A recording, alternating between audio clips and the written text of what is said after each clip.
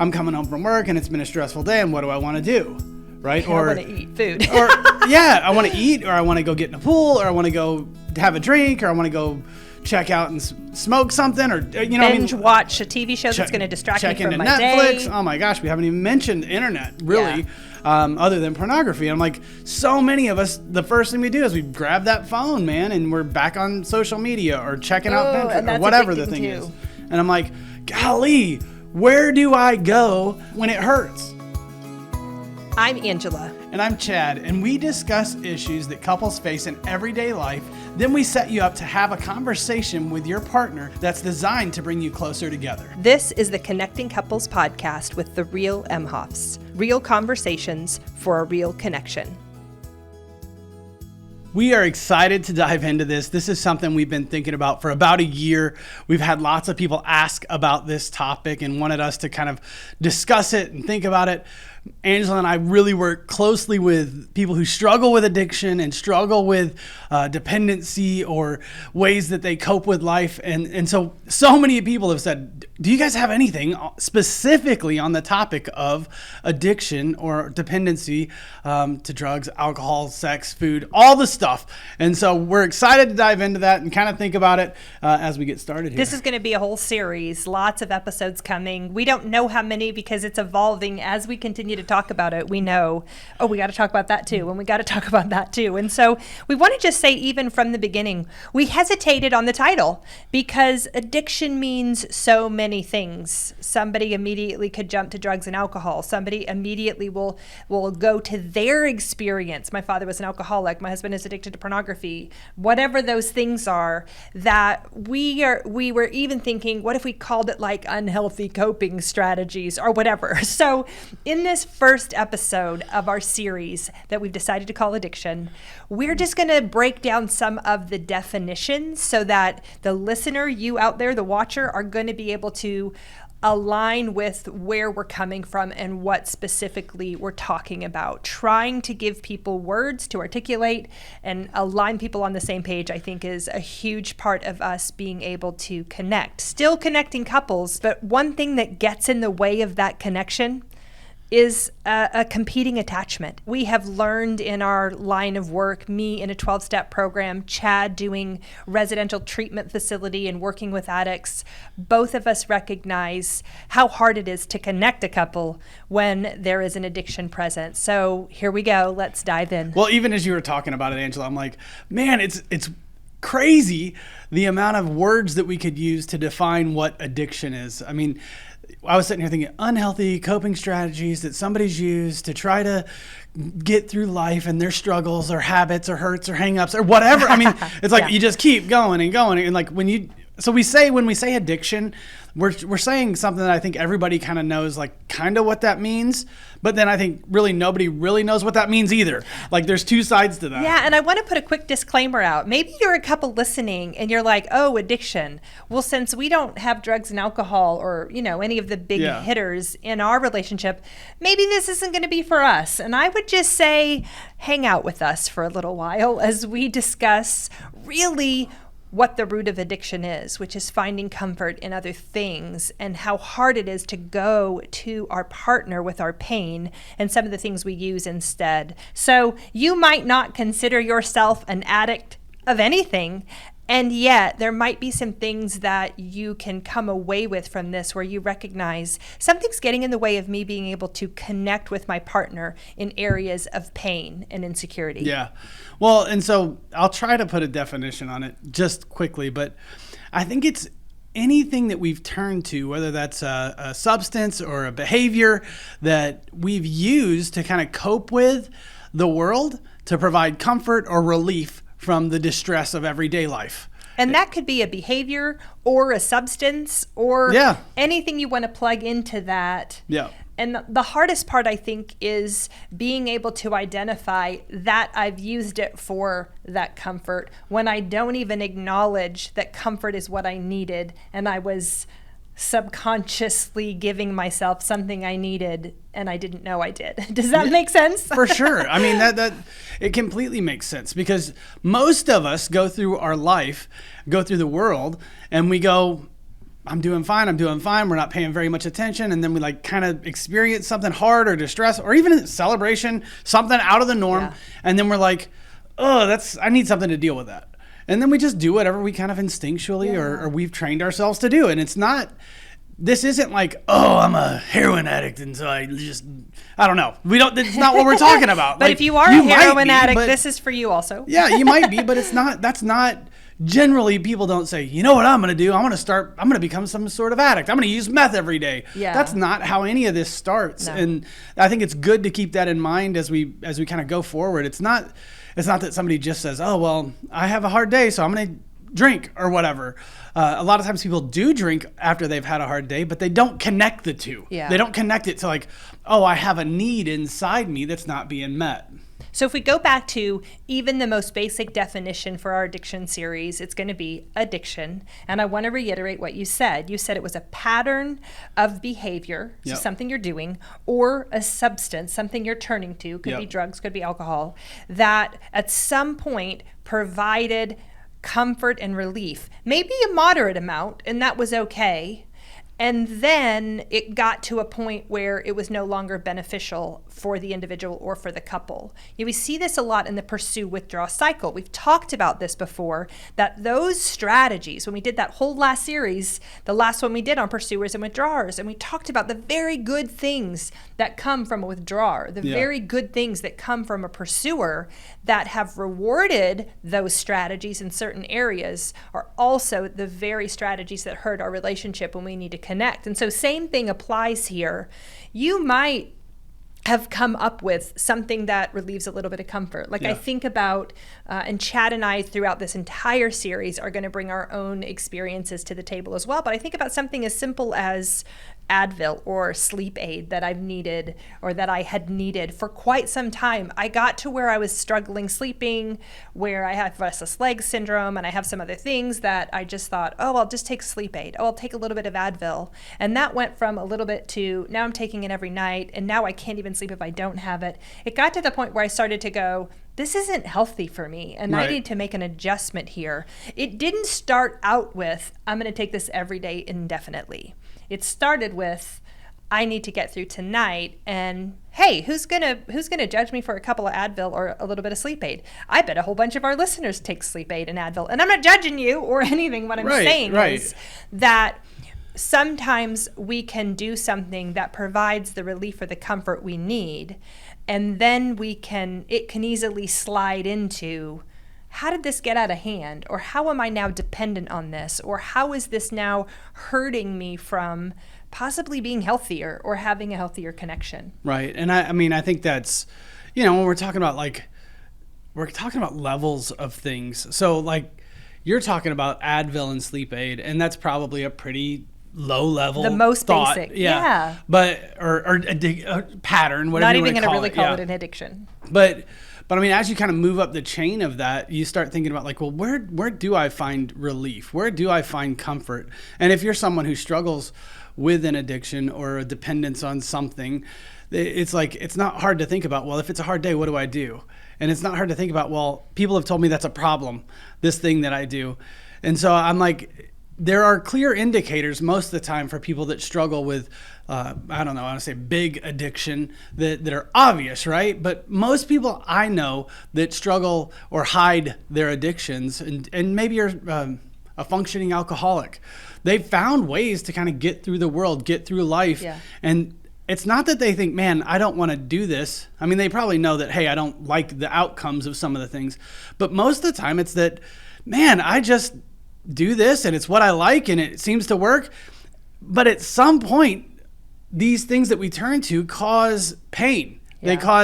They cause our life not to work so well. Yeah. That's another indicator that maybe, beyond sleep aid, right? It's like my doctor says I should change something, or my wife or my friends, they all have noticed like that I do this thing that causes pain. And so, and I think that's a huge thing if someone has said to you, hey, you might drink too much, or something happens where you start to question a behavior that you hadn't questioned before, or a use of something you hadn't questioned before. I read an article popped up in my news feed on my social media that was like, study shows long-term sleep aid possibly increases chances of dementia and Alzheimer's. And I already have a history of that in my family. And I panicked. I was like, I got to stop cold turkey.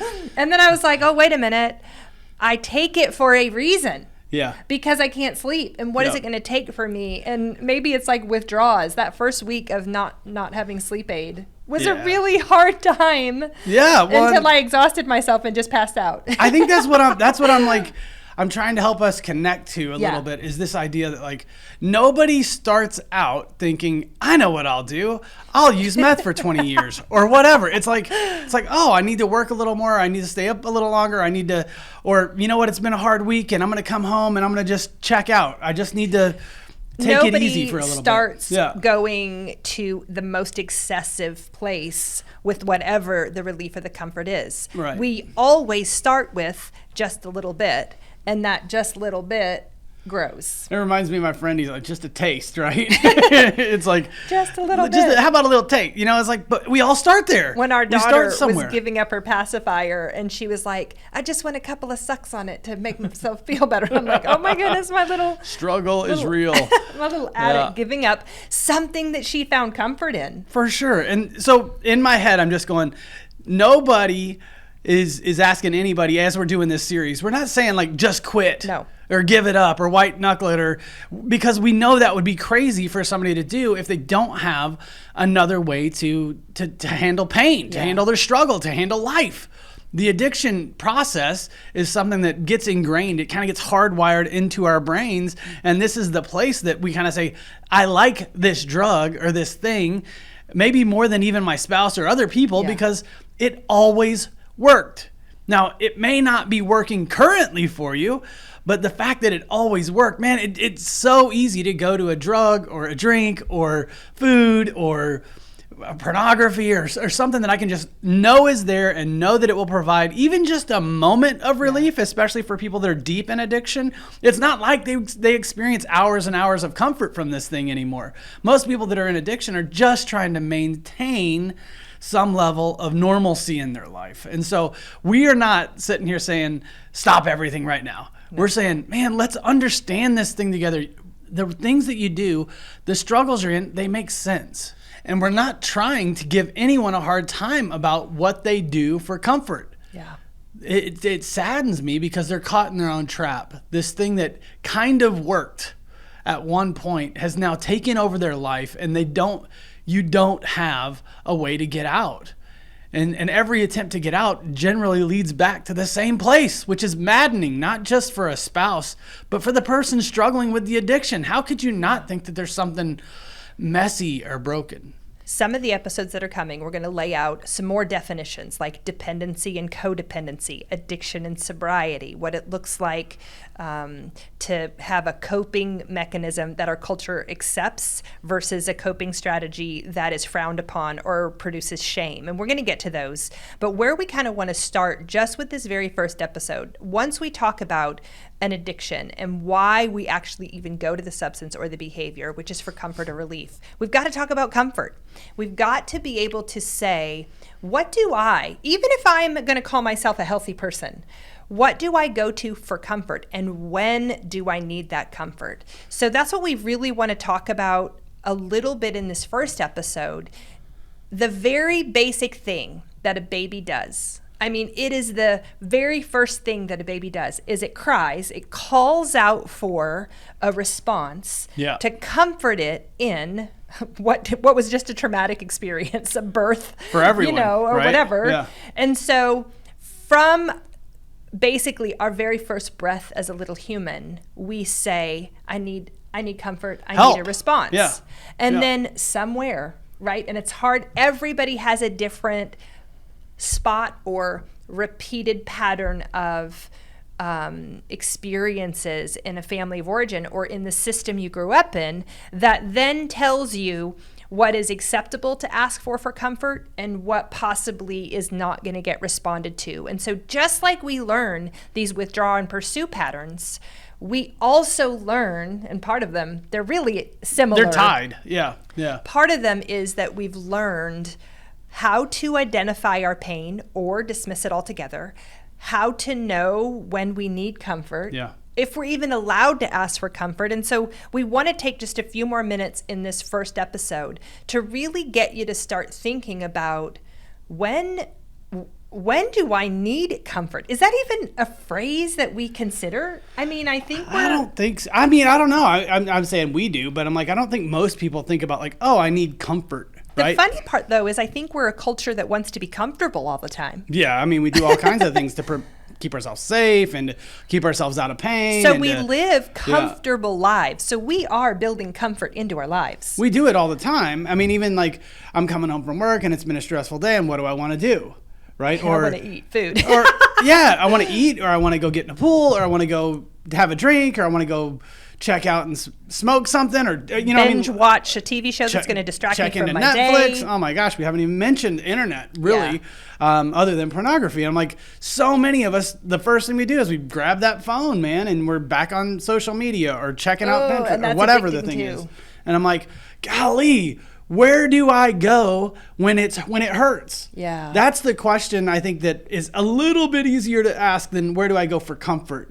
Right? I don't often think of my phone as comfort, but I do think, if I just want to check out I'm tired, let me just check into something else. You just said, where do I go when it hurts? And I even want to say that might be a stretch, because I might think, it's not that it hurts, it's that I'm overwhelmed. Yeah. Where do I go when it's just too much? Too much pain, too much hurt, too much stuff, excess.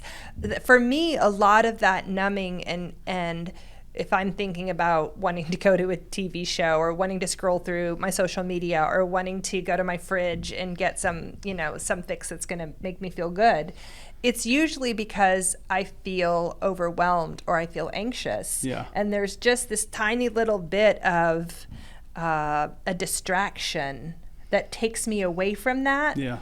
That as I'm saying it, I'm like, man, this is an epic problem in our culture. Yeah. Yeah. I thought you were going to say epidemic. And I'm like, it is both. It's epic and epidemic. I mean, the way that epidemic. I'll tell you what, the way that we get told by society and marketing to rate ourselves, to value ourselves, or to comfort ourselves, golly, it just sucks. It's like, if you have the next new car, or if you have the next food item, or if you have the next beverage, or boyfriend, girlfriend, whatever the thing, like everybody says this next thing is going to be the thing that's going to make you feel better.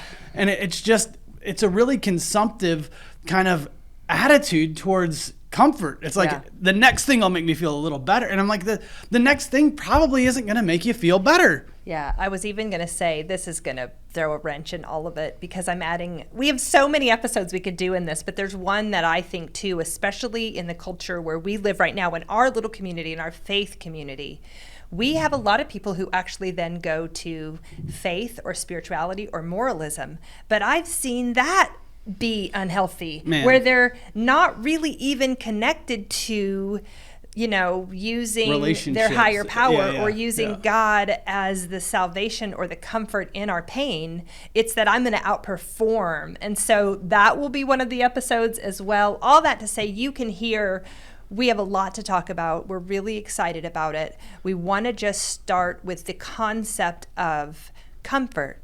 And when do you know that you need it? So that brings us to our very first connect point. The Connect Point is designed to help you have a different conversation about how you experience your relationship. Small adjustments lead to big change over time. Take some time to practice with us now.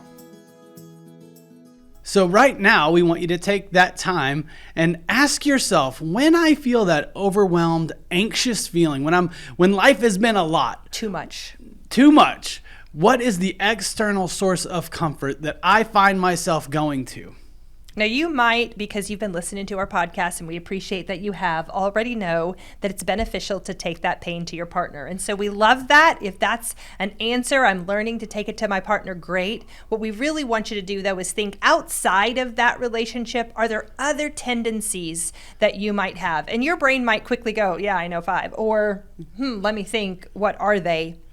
What is it that you find yourself doing that possibly checks you out of that anxiety, or basically numbs it, or is a distraction? Or you might in your mind even have a secret thing you go to. Maybe your partner doesn't know. We're not saying bring that up just yet. We just want you to internally identify, can I know when I need the comfort, and what is the thing that I tend to go to?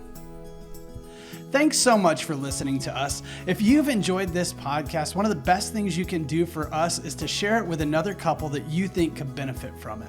You can rate us and give us a review on your listening platform, and you can follow us on our Facebook page, The Real Imhoffs. If you want to support our nonprofit that makes resources available for couples, you can check out the Ways to Give tab on our website, therealimhoffs.com. We love to hear from our listeners, so feel free to message or email us with ideas you might like us to talk about, or the ways that our Connect Point conversations are impacting your relationship.